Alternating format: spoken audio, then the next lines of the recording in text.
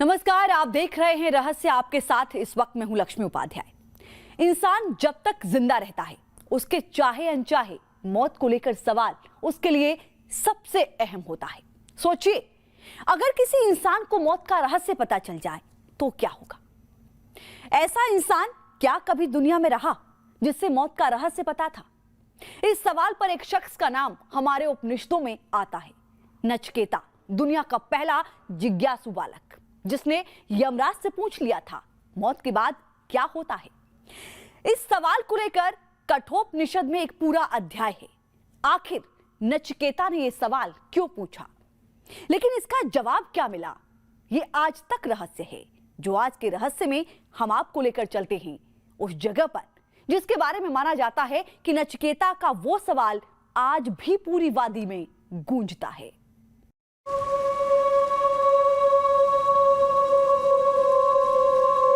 इतनी ऊंचाई से किसी इंसान को क्या दिख सकता है?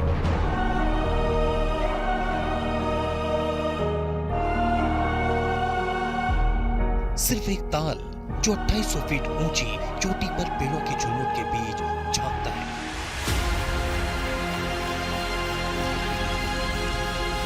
या वो रहस्य भी जो इस ताल को बियाबान में भी कौतूहल का केंद्र बनाए हुए है। ये नचिकेता ताल है जिसका रहस्य गूगल अर्थ से लेकर रियल लोकेशन तक कुछ ऐसे ही खींच लाता है लोगों को। उत्तर काशी से 40 किलोमीटर दूर और चौरंगी से 30 किलोमीटर की ट्रैकिंग के बाद लोग यहाँ आते हैं। सदियों से बरकरार रहस्य के आगे माथा टेकते हैं और फिर एक सवाल लिए यहाँ से विदा होते हैं। इस ताल को त्रेता युग से ही इंतजार है, कोई सुलझा दे जीवन और मौत का रहस्य। इसके जल में जिस तरह जीवन की परछाइयां दिखती हैं, उसी तरह गोते लगाता है मौत का रहस्य भी। मृत्यु के बाद क्या होता है? ये रहस्य ताल में तैरती मछलियों की तरह है, जो दिखती तो है लेकिन पता नहीं चलता। समुद्र तल से 25,000 मीटर ऊंचे इस ताल में इतनी तादाद में आती कहां से है? कोई इन्हें मारता नहीं तो फिर ये चली कहां जाती हैं? क्या इस ताल का कोई सिरा पाताल लोक से जुड़ा है? क्या इस ताल में बहता है पाताल लोक का पानी? ताल को लेकर यह सवाल आज भी रहस्य बना हुआ है, क्योंकि दिखने में शांत और ठहरे हुए जल वाला ताल कितना गहरा है, इसका अंदाजा तक नहीं किसी को। ये रहस्य आधी रात को शंख और घंटियों की आवाज के साथ और गहरा जाता है। ऐसा लगता है जैसे ताल में कोई स्नान करने उतरा हो। उसके बाद शंख ध्वनि बजती है और इसके साथ पूजा की घंटी। आखिर क्या है ताल से आती घंटियों की आवाज का रहस्य? और क्या होता है वो शंखनाद जिसकी गूंज यहां हर किसी को सुनाई देती है?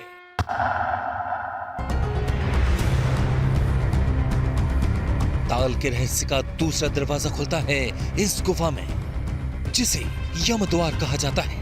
क्या यही गुफा है यमलोक का रास्ता,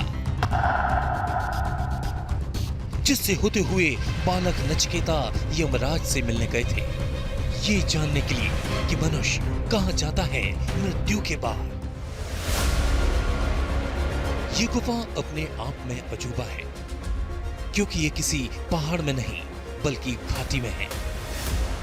इसका द्वार भले ही भौगोलिक परिवर्तनों के साथ आज 1 मीटर से भी कम रह गया है, लेकिन इस गुफा का रहस्य आज भी उतना ही बड़ा है।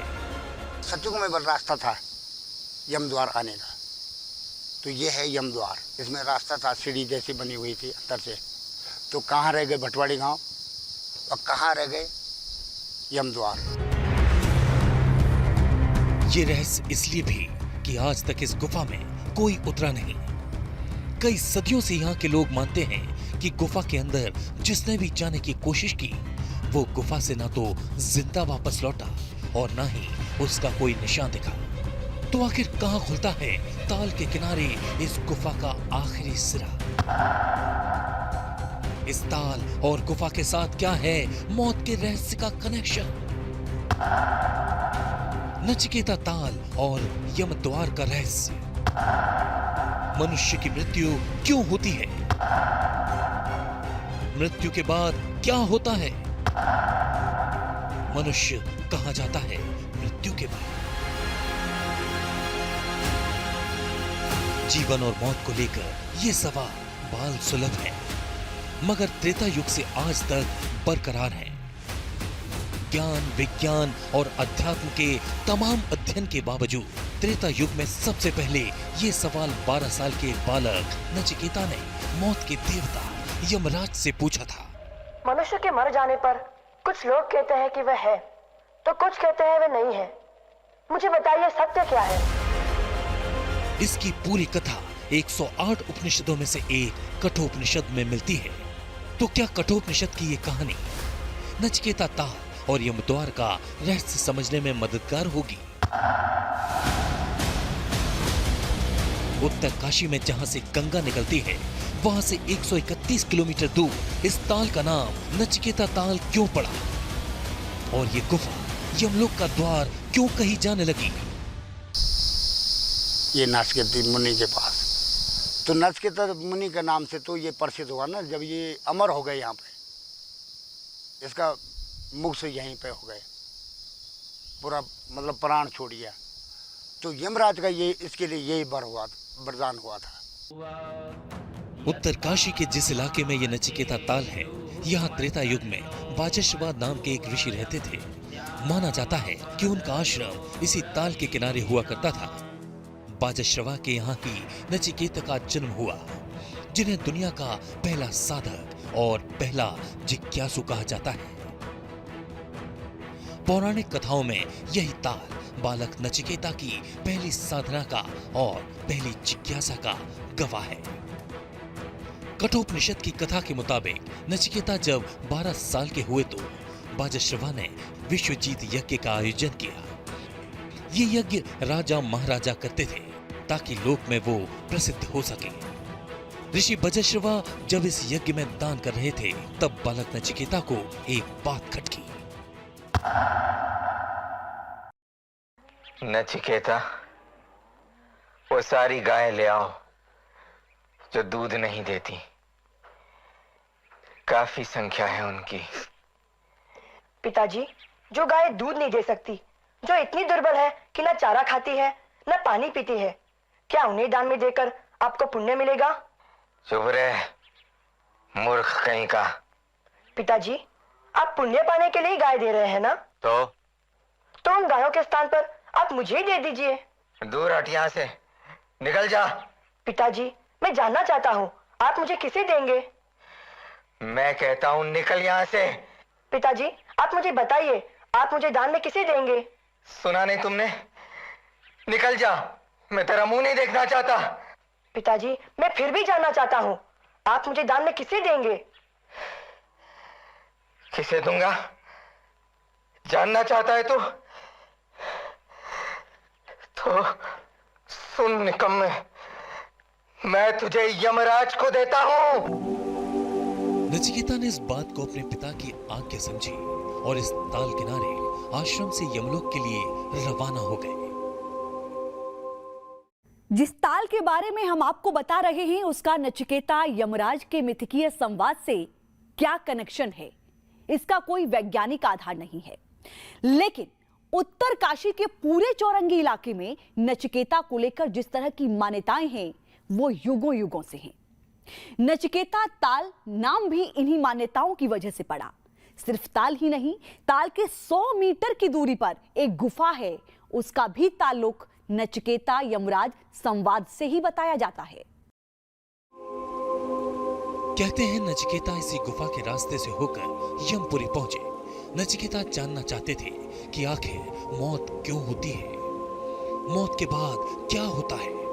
नचिकेता जब यमलोक के कपाट पर पहुंचे तो यमलोक के पहरेदार भी बहुत चक्का रह गए। हे मनुष्य, तुम यहाँ कैसे आ गए? मैं मृत्युदेव यमराज से मिलने आया हूँ।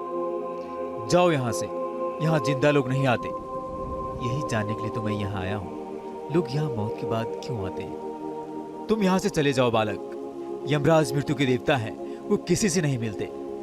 मेरे भीतर जो प्रश्न चल रहे हैं, जब तक उनका उत्तर यमराज नहीं दे देते, तब तक मैं यहाँ से तिल मात्र भी नहीं हटूंगा।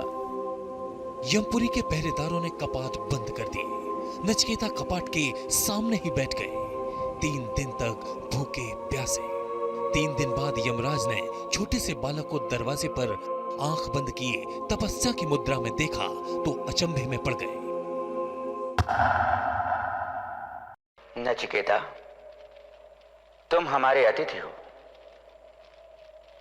हम तुम्हारा 3 दिनों तक कोई स्वागत सत्कार नहीं कर पाए, इसका हमें बहुत दुख है। हम तुम्हें 1 दिन के लिए 1 वरदान के हिसाब से 3 वरदान देते हैं, मांग लो। यमराज, मुझे वरदान दीजिए कि मेरे पिता का क्रोध शांत हो और जब मैं लौटकर उनके चरणों में जाऊं, वह प्रसन्न होकर मेरा स्वागत करे। तथास्तु। प्रभु, आप स्वर्ग साधन अग्नि के जानकार हैं। मैं श्रद्धालु हूं, कृपया मुझे इसका ज्ञान कराइए। नचिकेता, मैं स्वर्गीय अग्नि को जानता हूं। यह अग्नि अनंत लोगों की सत्ता प्राप्त करने का साधन है, सत्ता का आधार है। सभी प्राणियों की हृदय गुफा में निवास करती है। नचिकेता, आज से यह अग्नि तुम्हारे नाम से जानी जाएगी। इसे लोग नचिकेताग्नि कहकर पुकारेंगे। अब तीसरा वर मांगो। मनुष्य के मर जाने पर कुछ लोग कहते हैं कि वह है, तो कुछ कहते हैं वह नहीं है। मुझे बताइए, सत्य क्या है? है और नहीं का ये विवाद पुराने जमाने से ही चला आ रहा है। देवता भी नहीं जान पाए कि जीवन और मृत्यु का रहस्य क्या है। नचिकेता, तुम कोई दूसरा वर मांग लो। इस प्रश्न को हमारे लिए ही छोड़ दो। महाराज, इस विषय के जानकार आप ही हैं। आप ही समझा सकते हैं, दूसरा कोई नहीं। तीसरा वरदान मांगने से रोकने के लिए यमराज ने नचिकेता को तरह तरह के प्रलोभन दिए, लेकिन नचिकेता टस से मस नहीं हुए। नचिकेता, तुम कोई और वर मांग लो। 100 वर्षों की दीर्घायु वाले पुत्र मांग लो। हाथी घोड़े मांगो, धरती मांगो, चाहो तो अपने लिए दीर्घायु मांग लो। नहीं महाराज। तुम कुछ और मांग लो। मृत्युलोक में इच्छाओं को पूरा करना असंभव हो, ऐसी कोई चीज मांग लो, हम दे देंगे। पर मृत्यु का रहस्य हमसे न पूछो। इच्छा पूरी होने का सुख कितनी देर टिकेगा? जब जीवन ही इतना छोटा है तो सुख कितना होगा? नहीं महाराज, आप मुझे यही वर दीजिए। यमराज जी ने बोला कि बेटा मैं लाखों वर देता हूँ तेरे को, तू चले जा। उसने बोला नहीं, मैं नहीं जाता हूँ घर को। मैं घर तब जाऊँगा या तो मेरी कुछ अमर कहानी बना दे, मैं यहीं तपस्या करूँगा। कठोपनिषद के अनुसार यमराज ने नचिकेता को उनके सभी प्रश्नों का उत्तर विस्तार से दिया। इसके बाद नचिकेता पाप रहे और मृत्युहीन होकर वापस इसी गुफा में मृत्युलोक वापस आ गए।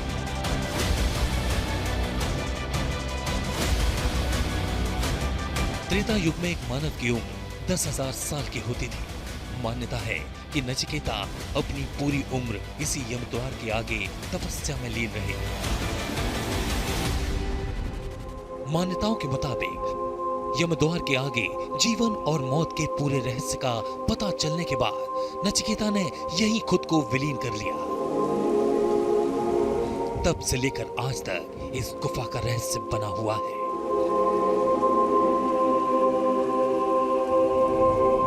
न यहां से नीचे कोई उतरता है और न ही कोई जान पाया आखिर इस गुफा का रहस्य क्या है। ये जो तालाब है, इसका जिक्र मेरे पास एक ताम्रपत्र है, टिहरी विरासत के राजा द्वारा दिया गया वो हमें, ग्राम सौंदी को। उस पे जो है सन 1915 में इसका जिक्र है, नचिकेता ताल। तो लगभग आज मेरी तो खुद उम्र 26 साल है, तो 26 साल से मैं इस ताल को मतलब ऐसा उभरता हुआ देखता हूँ।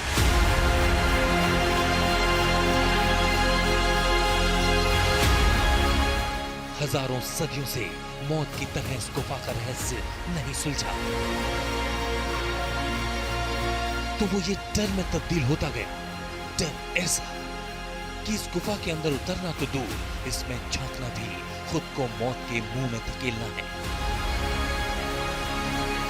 और ये डर इतना हावी है कि शाम ढलते ही यहाँ परिंदों के शोर के सिवा कुछ और सुनाई नहीं देता।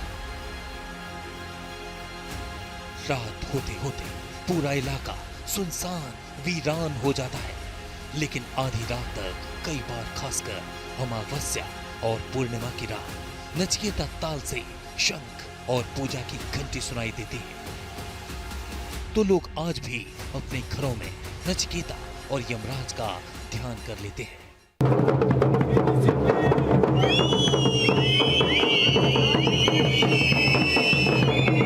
स्थानीय लोगों की मान्यता है कि हजारों सालों की तपस्या और मौत का रहस्य जानने के बाद, नचिकेता के विलीन हो जाने के बाद दैवीय शक्तियां यहाँ उन्हें श्रद्धांजलि देने आती हैं। जब भी यहाँ पर कुछ देवी देवता नाराज होते हैं तो हमारा ये तालाब जो है धीरे धीरे सूखने लग जाता है। तो जैसे हम यहाँ पर यज्ञ करते हैं, अनुष्ठान करते हैं, तो धीरे धीरे जो है 15 दिन, 20 दिन, 1 महीने, 6 महीनों में जो ये तालाब अपने वास्तविक रूप में आ जाता है, बिल्कुल उथल पुथल के साथ।